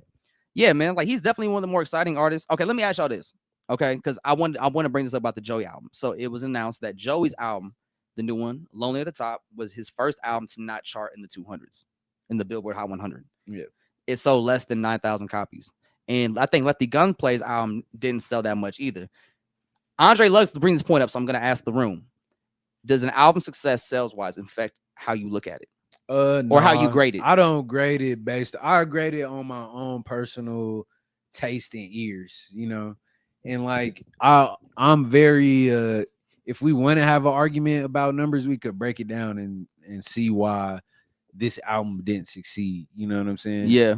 And I think it's different when an artist like Joey Badass, who has had like mainstream success, which Jason Martin has had some mainstream success. Yeah, but like he had a nice run. He rebranded, and so did Joey, but it's like Joey has a higher to fall from in a sense. Yeah, because You he know? was at a higher ground. Whereas like, but that don't play any part in whether the work you did was good or not, to me. Yeah. You know what I'm saying? Mhm. Like, yeah, you can always critique like, well, we didn't do this why it's so, but at the end of the day, like, you know some good music when you hear it. Yeah. Like I could just feel when somebody is like, I can feel when y'all niggas are uninspired too. So it's like, Yeah. then you make uninspired shit. Or like sometimes niggas luck out, you make a hit like in that uninspired, but you can't maintain that. And that's why my message is always do what inspires you, because the best comes from that. Exactly. And as long as you are learning the tactical skills, like the logical part of it, of how to make something as best as it can possibly be, then you'll be fine. But use that skill to express your inspiration. You know what I'm saying? It's your platform. Yeah, It's your voice. That's what it is utilized. And for. I think if Tech Nine and Hove have shown us anything, is that if an album's good, you could always continue to promote it. Yeah, Like it took us 10 years, but we finally admitted that Reasonable Doubt was a classic yeah, in 2006-07 when the 10-year anniversary hit. That's the moment we all had like, yeah, you're right, Hope. This was a classic. yeah. Or like Tech Nine, like it took Absolute Power, I think 10 years to go gold. Mhm. But he only sold those albums because he toured so much during that, like those 5 to 6 years. Yeah, Like that's how heavy he promoted that shit. He promoted so long that it went gold after like 5 to 10 years of being out. But that's what it takes. Like if the album's good enough and you know it and it doesn't get the immediate response that you were hoping, or it doesn't do crazy numbers sales wise, like if you keep at it, keep pushing, it will do good numbers for you as time goes on. So like we're even seeing that with Alfredo too. Like that album came out I think a month ago, and they're still finding new ways to roll out shit to keep it exciting. Like they just rolled out action figures of Freddie Gibbs and Alchemist from like that little short they did, just like as a way to promote the project again. That's a banger. Samurai, Freddie Gibbs and shit. Yeah, like just little shit like that. Like they're doing shows, comedy shows. Like they're just finding new creative ways to help build events around the album to keep it in the cycle. Yeah, it's cool. I think shit in a sense, like in hip hop, is getting kind of balanced again. It feels good, don't it? It does. We Feels watched real. the party die, man. Yeah. Cultural reset. It took a minute, but we're getting there. The party is dying. Yeah. I feel like a sociologist. The party just been over, though. studying. Yeah, this we've shit. been kind of ready for the party to end. Yeah. Yeah. We just Soon as the they- lights are on. We just looking around at each other now. Yeah, like once Meet the Into the Grams dropped, club. the lights went on. like, hey man, like I don't think I want to party anymore. Like, I want shit to argue with these niggas. like shit got weird. Like some people were arguing in the corner, then music cut off, and we all heard it. Mhm. And we heard some wild shit in the process. Like it's like the music cut off right when it goes, and that's why your mom's in a fucking wheelchair. Oh, We were like, hey yo, what the fuck is happening? What's going on right here? Are they okay over there? shout out Bino, Yeah, shout out Bino. But the real one. I was gonna bring up something real quick. What was we talking about? Yeah, Because I want so the Clips. I was talking about how they were part of like help rejuvenating hip hop and getting Kendrick, of course. Yeah. Kendrick plus what the Clips did a following year later. Like I think that was a great reset. And on top of that, the Clips have been continuing this run. Watch out for that poster now. That's a Kendu art piece. I got it. That's why I didn't want to sit on it, Joe. I was pulling it from behind. Watch They that's a can't even Kendu piece. Joe, they can't even see me. Hey, that's a Kendu Yeah, it sounds piece. like you're doing a lot back there. Yeah. You fucking the the more pot you up. describe it is like Yeah. But like the Clips have been on a great run, and I think their rollout and their press run did a great job of making people excited for hip hop again, because they brought a real raw, authentic energy to the space, especially as grown men, yeah. as like men in their 40s, 50s. And it was just like it was leading through doing, teaching, leading by example. Yes, drop a bomb for that one, Andre. Yeah. Leading by example. Shout out to the Clips, man. Where's Because that? I do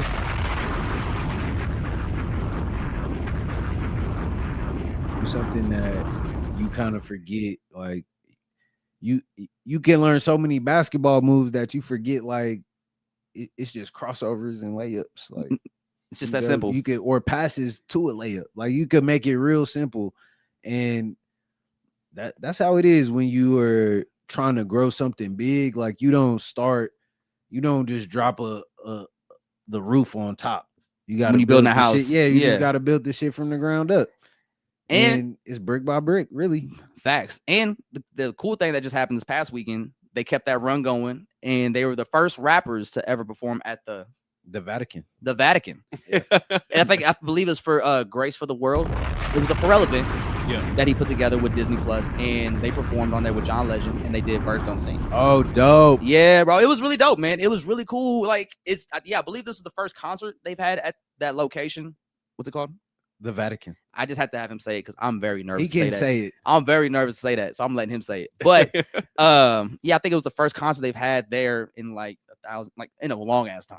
Like First rappers to ever perform. and the first rappers ever perform. Man, drop a bomb for the Clips. That's fire. That's super fire. Shout out shout out hip hop. Yeah. Shout out hip hop. That's what you get when you actually love this shit. Who would have thought it? You get to the what? The Vatican. To the Vatican. The Vatican off your Man. talent. Off your talent when you was talking about rapping about dope. Yeah. Man, to do that song too there, that's awesome. That That's is. some of the coolest shit ever. This Hey. is a legendary run. Them niggas got it. Hey, they just met us last week too, bro. What a run they So- on. So the Grammys, you think they're gonna win hip hop album of the year? Man, you know what? I really like, even if it goes against GNX, right? Like, I would be okay with GNX losing if the Clips were the ones that won. Why would it be GNX? Because That didn't come out this year. Huh? That didn't come out That's this year. not how they do it. I don't think. Nah, because it missed the deadline for the Grammys going around because it dropped in November, and the deadline was like in October or September. So I think it applies for the next Grammys. Is that a thing? Yeah, it's like basketball schedule or like football. You know how you start the season in 1 year, your championship game is in the next year. Yeah. So But I think feel like since it missed you can Google it real quick. I'm good. I don't understand. Oh it. my gosh. good. That's how I made sense of it in my head. But It's like sports. Because I do believe GNX is qualified for the Grammys this upcoming Grammy season in February. So it's good because people were talking about Kendrick Lamar sweeping the Grammys. Because if he does get more Grammys at this upcoming ceremony, he's going to break the record of all-time Grammy holder. Because I think right now Beyonce holds it for most Grammys by an artist. Really? Yeah. Man, Like Kendrick Lamar is not far from Beyonce in terms of like overall Grammys, I believe. the Clips And that's why I think putting in people, a good bat. I think that's why people were saying Kanye was spazzing out on Kendrick during that Grammy season last year Yo. because like Kendrick was like on the verge of passing him in Grammys. Oh, And Yeah, Beyonce has 35 Grammys. And how many does Kendrick have? Here, I'll pull up the top. 26. So Beyonce has 30 or now 35. Yeah, she broke the record for the last Grammy she won. Sir George Stolti, renowned conductor, has 31. Quincy Jones, R.I.P., had 28. My dog. And then the next people that we would probably know is Stevie Wonder with 25. Damn, Oh, Stevie Wonder shit. got 25 of them things. Shout out Stevie. Shout out Stevie, He was bro. on Birds Don't Sing. Hey, Kanye has 21. Okay, so I Kanye think has Kendrick has to 21. be between 25 and 21. Yep. Yeah, because I think he Okay. passed Kanye at the last when he won, like Not Like Us, swept the Grammys. He went 5 for 5, bro. 5 for 5. He hit the Kobe on him. Man, He hit that Kobe on him. 5 for 5 is crazy. So bro. there's a chance that people say he's gonna sweep again with GNX because that was such a huge album. But going against the Clips, if it came down to rap album, hip hop album of the year, I would like to see the Clips win that. Yeah, you need But- to, man. And if I'm willing to sacrifice GNX losing that, if it's gonna get album of the year, I think GNX could win album of the year. Okay, yeah, I like that a lot better because this is like a insane run, and they did it like the right way. They did it their way. Their way. Yeah, That's why they they didn't did give us a fucking drop. They Man. performed at the Vatican.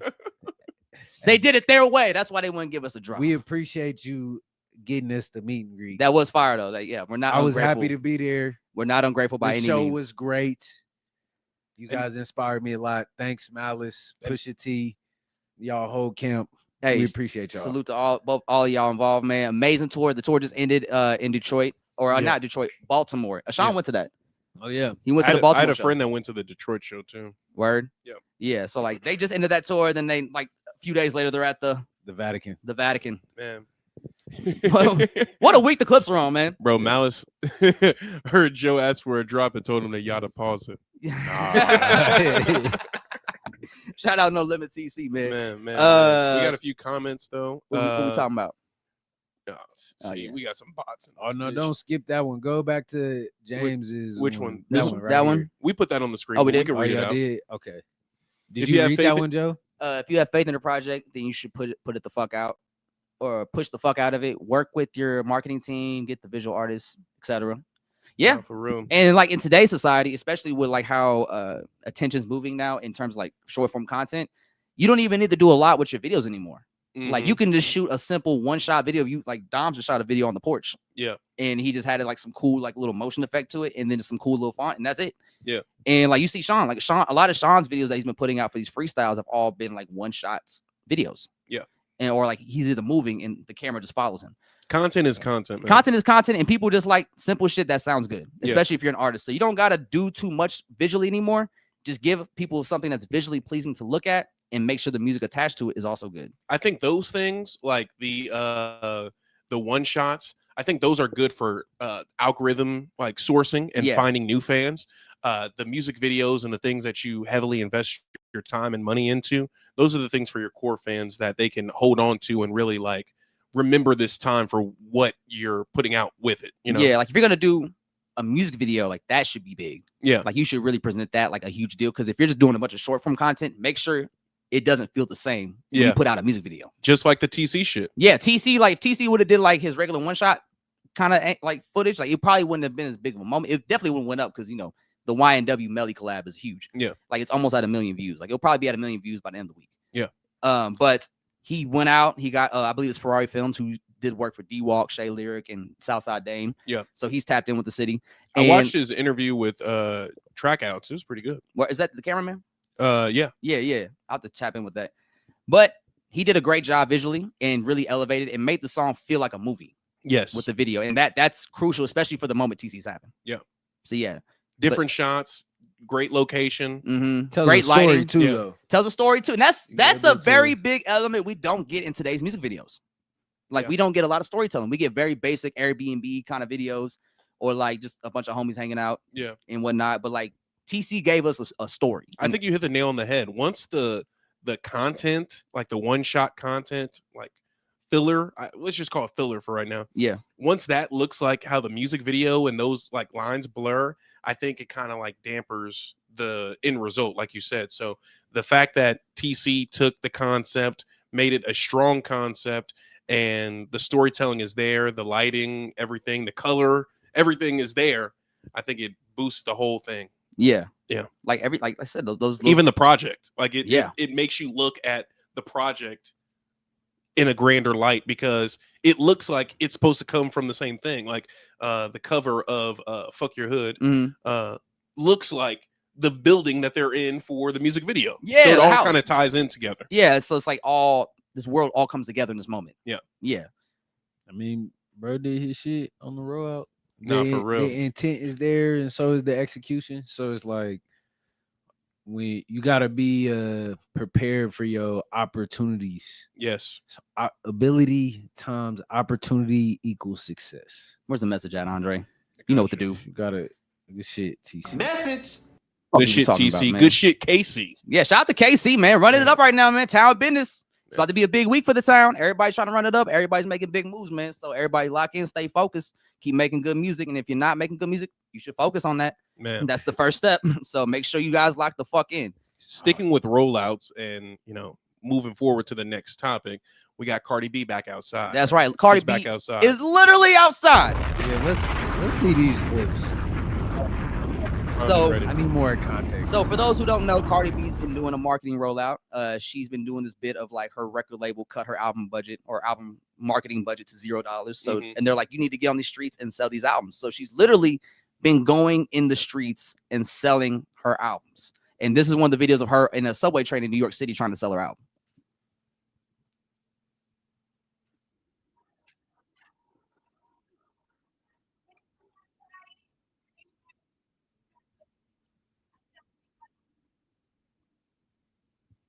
In the Welches, man.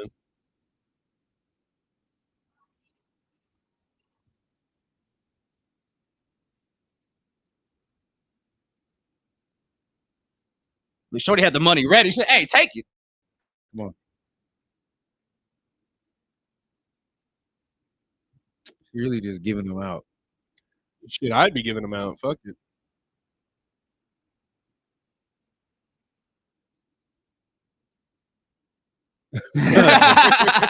Yeah, I mean, yeah, that's a fun rollout. Yeah, so she's gonna be doing like a little tour of this, like where she's gonna pop up in cities and sell her album hand to hand, which I think for a megastar of Cardi B's caliber, that's super tight. Yeah, like especially since she has a huge fan base and she is one of the hugest pop stars like in music right now, even though this is her first album in like what 6-7 years.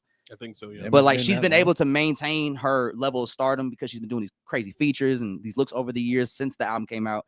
So for her to pop back out with their second album some 6-7 years later and her star power is probably even bigger than before, I think it's really cool. And she's a very personable personality, and I think people love that about her, and her doing this just makes her more personable. Yes. I'm curious to see how the music is.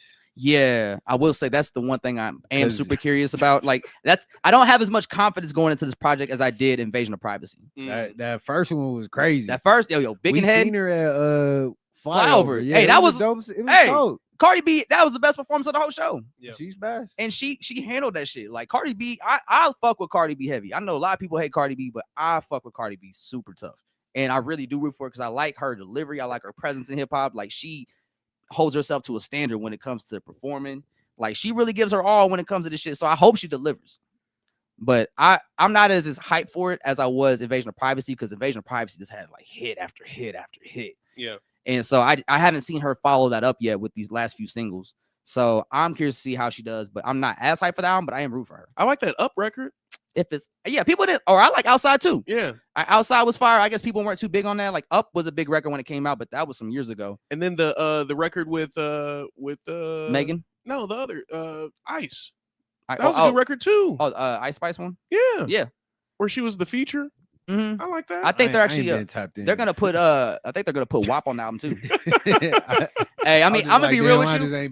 If you don't listen to the radio, like I work in radio, so I hear these songs when they come out, and I can gauge on what's popping, what's hot on the radio. Like I can tell y'all right now, like we've been playing Cardi B records, but they haven't been going crazy. Like Outside was probably the record she put out where it did get a lot of radio play. How do that one go? if it's outside. I can't remember how it goes. Outside. No, that's Shay- down south. Oh fuck. By Shay Lyric and Dame. Town Town business. Hey, yeah. Town business. It's on my mind. It's on my heart. She dropping too. Yeah, she about to drop another She single. dropping too. Here. What's you about to play the outside? I'm gonna. Yeah. I think they're actually gonna put WAP on the album too. People were kind of up in arms about that. Yeah, that's crazy. That is super crazy. But That's hey, crazy. everybody does it. What is that one song that she was featured on? It was a guy's song, but she like had the chorus. Oh my goodness, they be playing it on the radio. You talking about No Limit with G-Eazy? No, that was A$AP Rocky on the hook. You just got A$AP Rocky and Cardi B mixed up. I'm weak. Well, they're on the same song. They're on the same song. Mm. I can't remember what song she was on. That was a feature for. Basically, it was talking about throwing money in the air. Oh, I don't know. I like the rollout. Yeah, It looks like she's in a good place in life. If she's having fun with her situation, I hope the music is good. even Offset says she about to drop another one. Like she got something crazy in the tuck. All right. And if her ex-husband could say that, I He's believe like, it. Look, Oh, believe bro, it. that wasn't fucking Ice Spice. Who wasn't? We fucking this whole segment up. That Well, was Lotto. Put it on the floor. Oh, put it on the flow. That was put on the You floor. threw me off. You did that. Oh, okay. So here it is. The Rob 49. Oh, that one The what the hell? on the money. On the money. Yeah, that song. I don't think I've heard that one.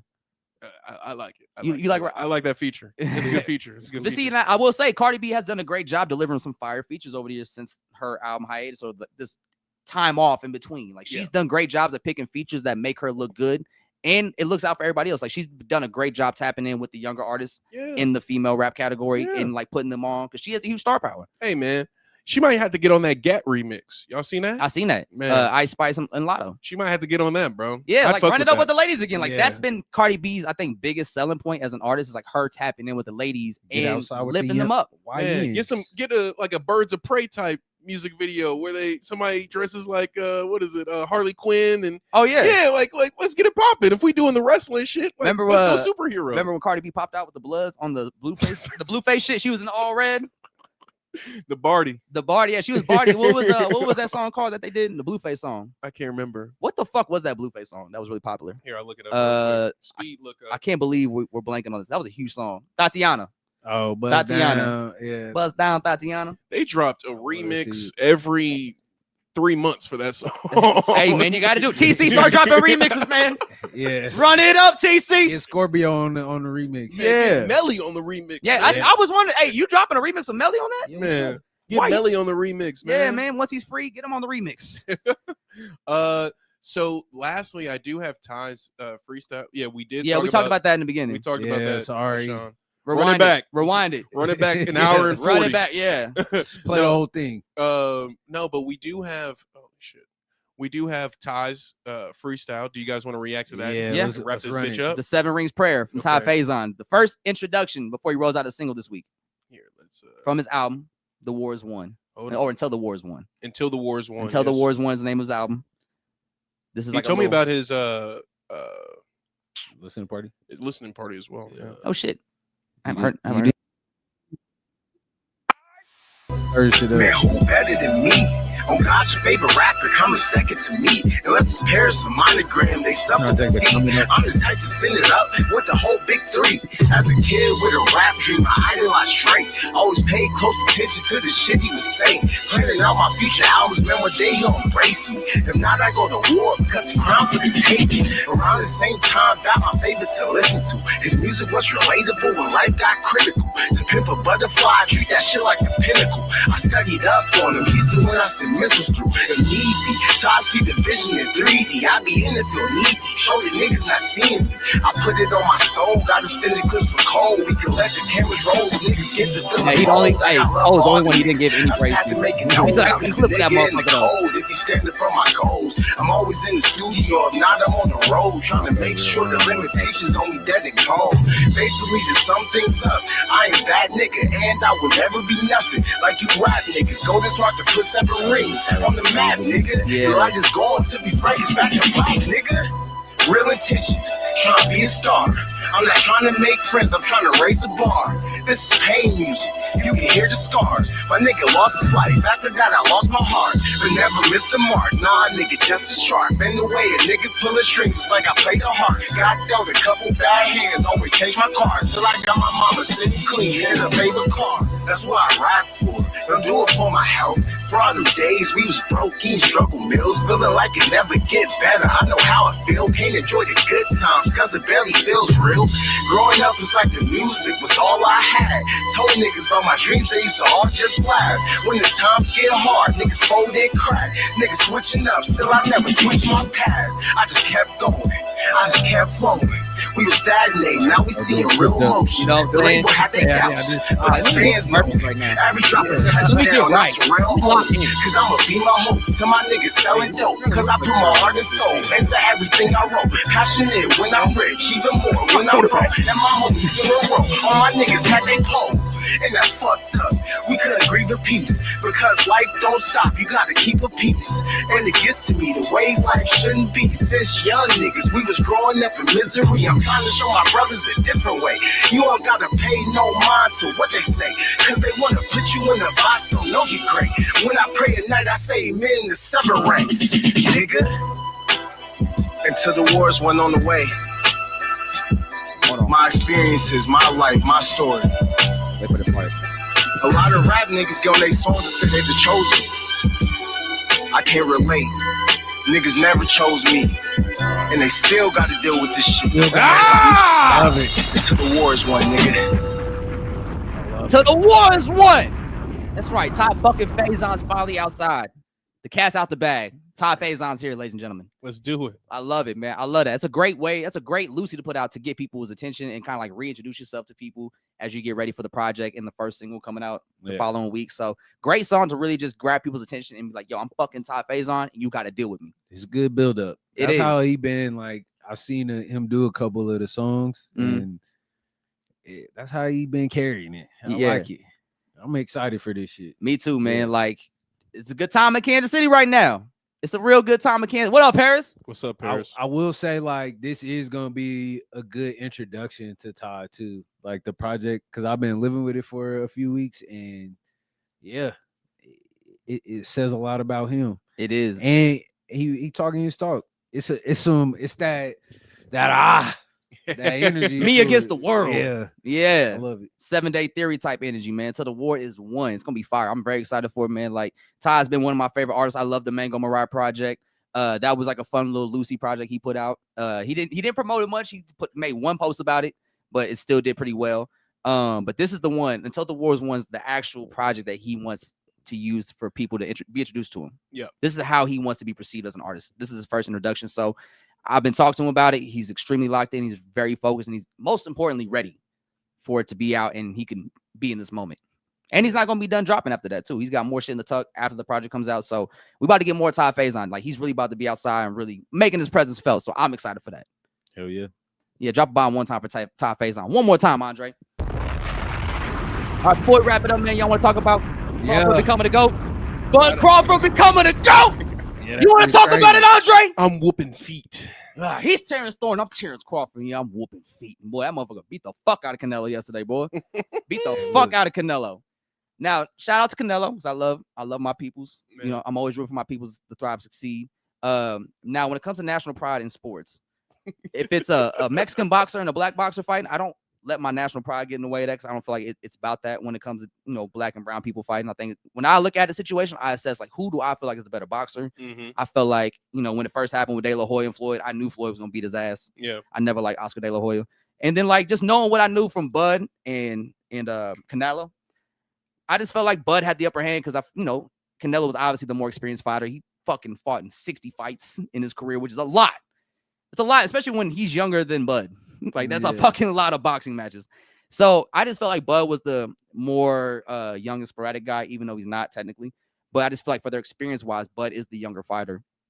And I think that was working to his advantage because when it comes to Mexican fighters, like kind of in the later stages of the career, the power kind of weans off. Yeah. Like the punches don't have the same oomph they used to have. And I think that's where Canelo's at in his career. Still an amazing fighter though. Like I'm not shading him by any means, but Bud is just different.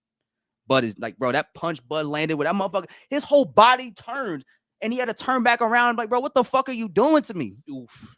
That shit looked like it hurt so bad. Bro, And as you said that, the fucking clip came up. you feel me, bro? Look The at that fucking fucking clip punch. came Like up, that is bro, an insane. dude. Hey, and I do respect Canelo a lot because he has a crazy strong jaw. Yeah. Man, He I took feel some like fucking hits. we talking about Canelo too much. My nigga Terrence Crawford, Bud Crawford, went The up Nebraska two, boy. well, he No, went up Omaha's two- finest. Man, went for up real. 2 weight classes. He still maintains his undefeated And record. there was He's no- been a champion at like every weight he's went And to. there was no rehydration clause, so Canelo could have weighed however much he wanted to. And at the end of the day, this man got shot and drove himself to the hospital. Shot in the neck You know what I'm saying? Like or the head. you. Hey, you some built people can't different say when the you same. move like that. Yes, niggas is just different, bro. Yeah, And- and like I don't know if y'all heard, but like there's a story about his mom was telling a story about how she used to offer kids in the neighborhood money To fight him. to wasn't fight Terrence Crawford as a Yeah. child, and they said if you can beat him, I'll pay you guys money, and none of them could ever pay him money. And he was Yeah. like, that actually made me super angry as a child because like in my fighting days and my careers, like I would fight to get her approval, like hoping I can get like, hey, that was a good fight, great job. Never got it, so that was like always his drive as a fighter. Damn. It seems like he fighting for something much more because he all he did was like give God his praise and his Yeah. credit in that whole situation. But I know he got to take some credit too because you know waiting on faith ain't for us type shit is like you gotta put in that work to do that. And he came out and a lot of the questions that they were having is like, oh, is he gonna be able to stand up to Canelo's power, right? Or is this gonna slow him down going up in the weight class? And That it was did his not first- slow that man down. It was his at first fight all. in 4 years too. Yeah, I didn't realize that, but They kept bringing it up. Like he does not look rusty out here. that nigga was ready. He was super ready. Like He- after the He fourth was throwing round, it them was his. combos. It was like pa pa pa. I was And it. Go ahead. No, he was just doing his shit. I was in and Yeah, out of old man. bars, watching it and catching it when I could. Did the stream hold up? Was it Yeah, better It than did. the The Tyson? Tyson? stream Great was stream. perfect.